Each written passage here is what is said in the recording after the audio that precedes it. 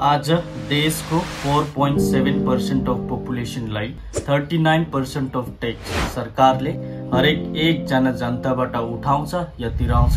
जुन सरकारले युनाइटेड नेसन्सको अगाडि क्लियरली भनेको छ कि we are diligently working towards achieving the sustainable development goals SDGs by 2030 and aspire as become a developed country by 2043। म देशलाई अघि बढाउँछु, देशको विकास गराउँछु र देशबाट करप्सन हटाउँछु। यस्तो ठुलठुलो सपनाहरू भोट र इलेक्सनको टाइममा धेरैचोटि देखाए।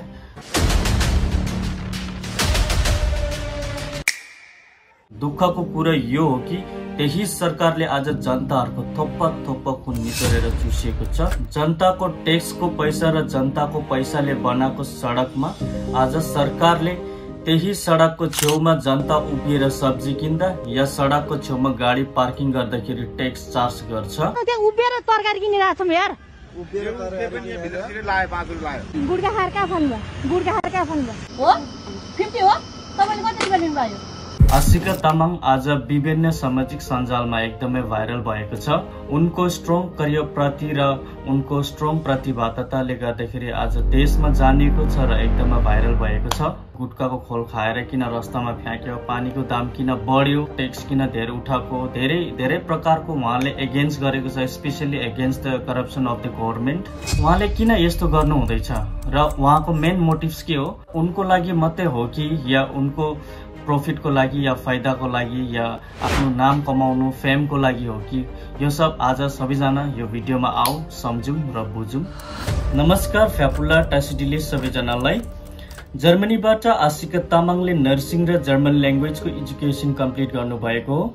2012 मा उहाँले टाइटल्सहरू पनि प्राप्त गर्नुभएको छ, like miss popular, miss photogenic, र उहाँलाई एक्ट्रेसको रूपमा पनि जानिएको छ। आज उहाँले 2016 मा सुश्री भन्ने मुभी खेल्नु भएको थियो, जब आशिका तामाङले गभर्नमेन्टको इलिगल एक्टिभिटिज, करप्सन र पब्लिक प्लेसमा भएको गन्दगीलाई साफ गर्नु गर्छ। कसले फालेको बोतल? किन फाल्नु भयो तपाईले बोतल? तपाई जस्तो मान्छे जिम्मेवार नागरिकले बोतल फाल्ने हो त्यसरी बोतल? टिप्नुस्। नेपालको प्रहरी भएर अलिकति उहाँको पनि रेस्पोन्सिबिलिटी हुनै पर्ने हो र दिदीले जे गर्नुभयो त्यो सही गर्नुभयो। यो एउटा गुड एक्जाम्पल हो कि पब्लिक प्लेसमा सफा राख्नु भनेर सबैजनालाई देखाउन चाहेको हो। गुड्का खोलाएर कहाँ फाल्नु तपाईँ? यहाँ आउँछ गुड्का खाएर कहाँ फाल्नु? सरजी गुड्का खाइ कि कतार?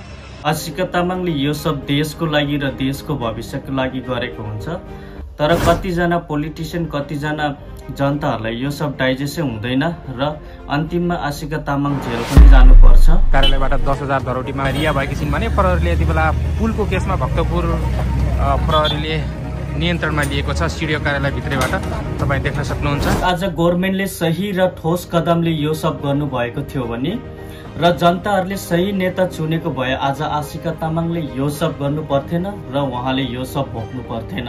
अगर कोही अघि बढ्दैछ या केही देशको लागि गर्दैछ या समाजको लागि गर्दैछ भने त्यसको खुट्टा कसरी तानौं र त्यसलाई कसरी बिगारौं भनेर हाम्रो एउटा नेपाली कम्युनिटीमा यो सोच चाहिँ साह्रै नराम्रो छ है। एकजनाले आशिका तामाङको भिडियोमा कमेन्ट गरेको छ कि न पोलिटिसियन बदलिन्छ, न पब्लिकको सोच बदलिन्छ, न देश बदलिन्छ भनेर भनेको छ र 2000 साल आशिका तामाङले कोसिस गरे पनि देश त्यस्तोको त्यस्तै र जनता त्यस्तोको त्यस्तै सोचमा हुन्छ भन्छ। एकजना आशिका तामाङले देशमा आवाज उठाउन सक्छ र उहाँले गरेर देखाउनु हुँदैछ भने देशको 31 मिलियन पब्लिकले किन गर्नु सक्दैन? एकजना आशिका तामाङ देशमा यत्रो साह्रो गर्नु हुँदैछ भने अगर हजारौं आशिका तामाङ खडा भए आज देशको लागि गर्दैछ भने अहिले जुन पनि पोलिटिसियन, जुन पनि डेभलपमेन्ट छैन नि, 1000 गुणा डेभलपमेन्ट बढ्छ देशमा, 1000 गुणा चेन्जेस आउँछ देशमा। यो चाहिँ मेरो ग्यारेन्टी छ, किनकि इट्स अल डिपेन्ड अन पब्लिकमा छ, जनतामा छ कि उहाँहरूले सही नेता चुने, सही काम गरे र उहाँले सही भविष्यको लागि सोचेर एउटा माग गरे, एउटा डिमान्ड गरे, कम्प्लेन्ट गरे भने यो सब एउटा चेन्जेस देशमा आउँछ र बदला पनि जरुर हुन्छ। एउटा अचम्मको कुरा के हो भने पुलको मुनि एउटा खम्बाको छेउ केटाहरूले गएर मुद्दो रहेछ हैन। त्यहाँ मुदेर किन आको? यहाँ मुद्नी हो? ला सरम नभएको त्यत्रो छ त त्यहाँ मुद्ने ठाउँ। दुईजना मुद्ने ठाउँ हो यो भाइ? भन त मुद्ने ठाउँ हो भन त? आशिका तामाङले नमुत्नु भनेर कतिचोटि उनको भिडियोमा नि भन्छ, कतिजनालाई भन्छ, तर कसैले कान ठाडै पार्दैन, सुन्दैन पनि उहाँको कुरा हैन। मुतिरहेको छ, मुतिरहेको छ, मुतिरहेछ।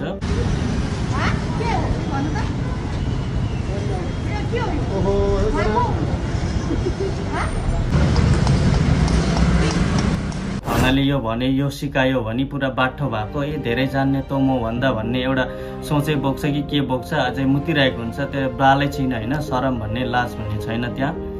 र उहाँले त्यति मात्रै हैन, पोस्टर पनि तालेको हुन्छ त्यहाँ नमुत्नु भनेर।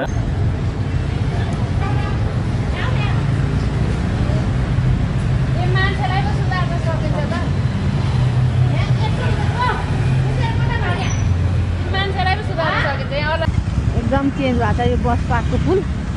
अनि अहिले चाहिँ मैले भनेको अघि यहाँ उल्टिसकेको छ, रोक त रोक, त्यत्रो भन्दै आएन पिसाब फेर्नु हुँदैन भनेर। पोस्टरहरू टाल्दियो नमुत्नु भनेर, अझै शरम छैन, लाज छैन, मुतिरहेको छ त्यो ठाउँमा। यति चाहिँ क्लियर छ कि नेपाली कम्युनिटीमा कसैलाई चाहिँ 0% को रेस्पोन्सिबिलिटी, युनिटी र सोच्ने भन्ने त छैन, मैले देखेन पनि। यस्तै मान्छेहरूको कारणले गर्दाखेरि हो कि देश कहिले अघि नबढेको। र म एउटा बाटो हुनु खोजेको होइन, कसैलाई केही एडभाइस दिनु खोजेको होइन। मैले वाट इज राइट म सपोर्ट गर्छु र आशिका तामाङ नानालाई, दिदीलाई म सपोर्ट गर्छु स्ट्रङली। आई सपोर्ट हर, किनकि she is rare, she is respectful. I really salute Nana, तपाईँलाई धेरै धेरै सपोर्ट छ, माया छ तपाईँलाई मेरो तर्फबाट। र एभ्रिवान उहाँलाई सपोर्ट गरौँ नानालाई। थ्याङ्क यू सो मच, यति नै भन्न चाहन्छु। र जय Gorkha, see you guys, bye bye.